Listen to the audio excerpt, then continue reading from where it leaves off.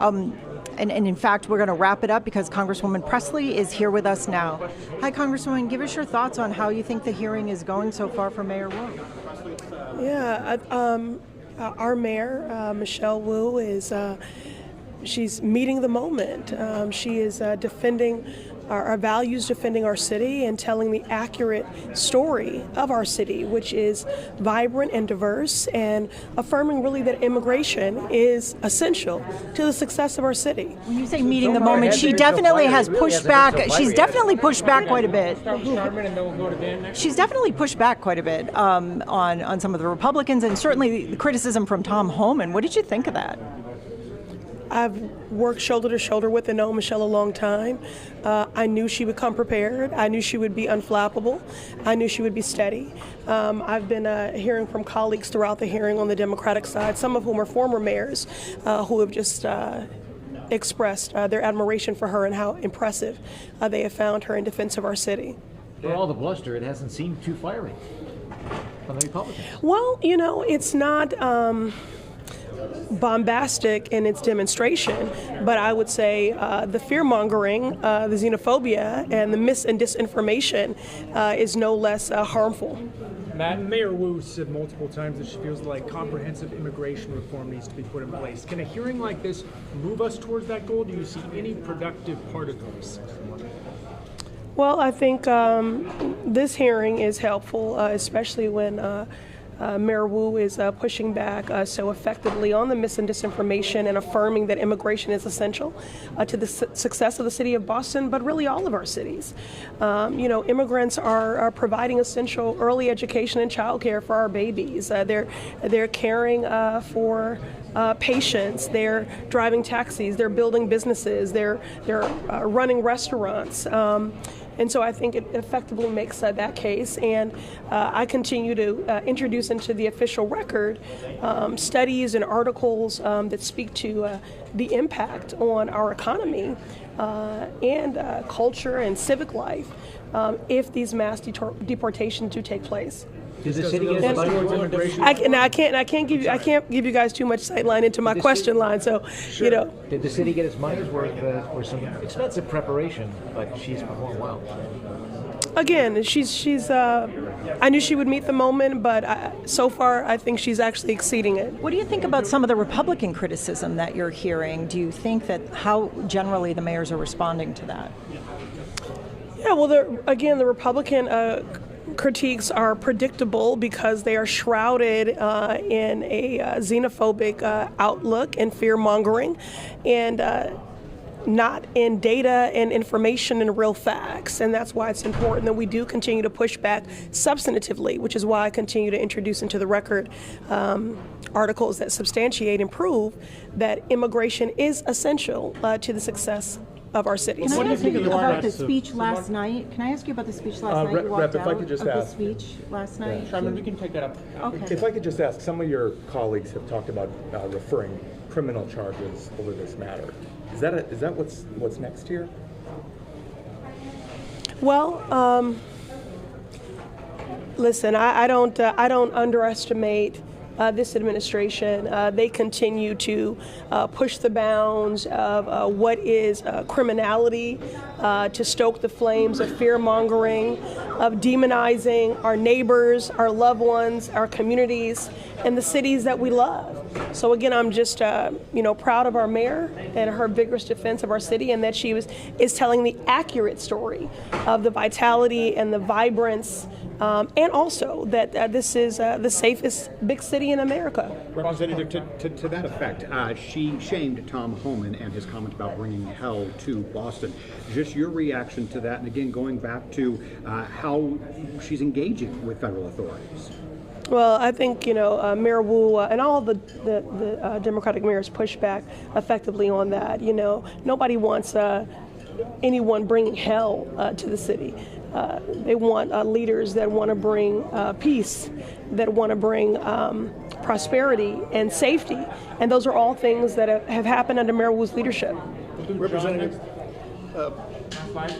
Mayor Wu in her opening remarks mentioned empty pews. She mentioned empty schoolrooms.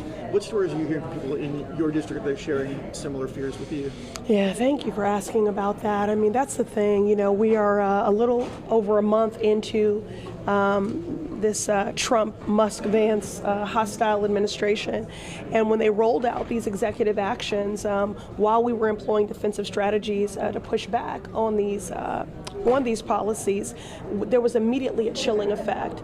I've been convening many town halls based around specific constituencies and issue areas.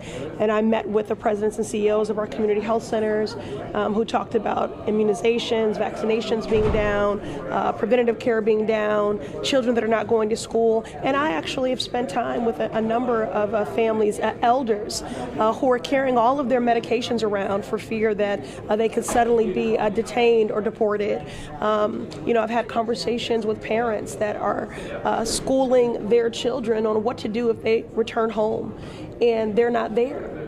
So it's heartbreaking, it's devastating. It definitely has had a chilling effect, and there is a real fear.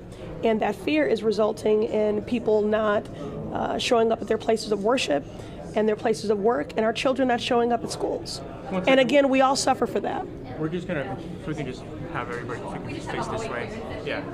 So we'll have a. Stand right here, we'll still make sure everyone gets their question. Can you just take we'll let everyone get a good shot. Thank you. Can I just ask you about walking out last night? Why you chose to do that, and what your thoughts were about the president's speech? Okay, first I want to say that I briefly attended because I wanted to honor my guest, Claire, a probationary federal worker who enforced fair housing laws at Housing and Urban Development, who was terminated on Valentine's Day from a job that she was damn good at and loved, and which is a disservice to the people in the communities that she served. She is also a manual wheelchair user, and because she navigated many inconveniences and ableist environments to be my guest for the State of the Union, I wanted to honor her because her whole life has been upended, and yet she still wanted to come here and advocate for herself and other federal workers. So I took my seat to honor my guest, Claire from Everett. But I knew I would not stay long. We were in the chamber where January 6th insurrectionists desecrated, violated January 6th, a day where people were maimed, injured, died, and Donald Trump pardoned the very people that desecrated that chamber. Furthermore, he has no respect for Congress as a co-equal branch of government, taking actions that undermine our constitutional authority, Congress with the power of the purse. You cannot just stand up randomly agencies like the so-called Department of Government Efficiency and then indiscriminately dismantle them and fire people.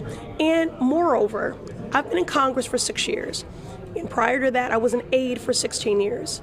I have never walked out on a joint address of Congress or a State of the Union, even under Trump's first term in office. But last night, there is no way that I could stay there, given his harmful rhetoric and even more harmful policies, knowing the way it's impacting people like Claire in my district in other ways. This so-called Department of Government Efficiency, Elon Musk, this billionaire who's been elected by no one, accountable to no one, operating with unchecked power and lawlessness. What is more efficient about making people hungrier? What's more efficient about making people sicker? What's more efficient about making people,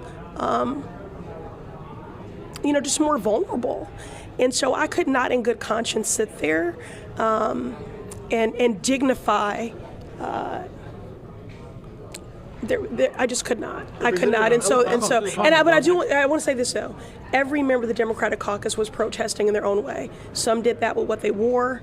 Some did that with signs. Some did that by staying the whole time because that was how they wanted to show their dissent, is by taking up space in that way. And I chose to briefly attend to honor my guest, Claire from Everett, an unjustly fired probationary federal worker, and then chose to leave. I think it was effective because I went to tell the story story of my constituent, the accurate State of the Union, and not the lies and propaganda that were being offered at what was a MAGA pep rally. Any reaction to the federal Globe. I just want to make sure buildings Jim gets his being question. I'm sorry. Any reaction to the federal buildings being sold, the list, some of them being in Boston? We can take that up. Yeah, let's take that up later. Chairman Comer said no one's talking about mass deportations. What did you make of that comment? And what have you heard from Trump in terms of mass deportations? He's been calling for mass deportations. He did that throughout his campaign, and he's done that since his hostile administration, officially took up the Oval Office a little over a month ago. And again, mass deportation would be devastating when it comes to keeping families whole and together. Many families are mixed status. In my district, the Massachusetts 7th Congressional District, so it would be devastating to the vibrancy and vitality of our cities. It would prove devastating to our workforce. It would prove devastating to our economy. And that's exactly what I plan to speak on in the hearing. And are you concerned about his threat to remove federal funding from Boston and these other cities? How realistic do you think that is? I think he just keeps throwing one lawless noodle after another at the wall to see what sticks. And Democrats, our defensive strategy is litigation. We've already won a number of cases. Secondly, legislation. They do have a majority, but it's only a two-person majority. So we just need 3 Republicans when we seek to advance legislation to blunt these harms, to be people of conscience, to center our shared constituents, instead of being cowards that are complicit in wholesale harm to our shared constituents, and abdicating their responsibility, but also ceding their authority. Why are Republicans in the House ceding their authority with the power of the purse? All right, you've been listening to Congresswoman Ayanna Pressley outside the halls of that hearing room down in Washington, D.C. Our Sharmin Cecchetty addressing several items, not only just the hearing itself, but what happened last night when she walked out on the president's address. We'll go back down to D.C. in just a moment.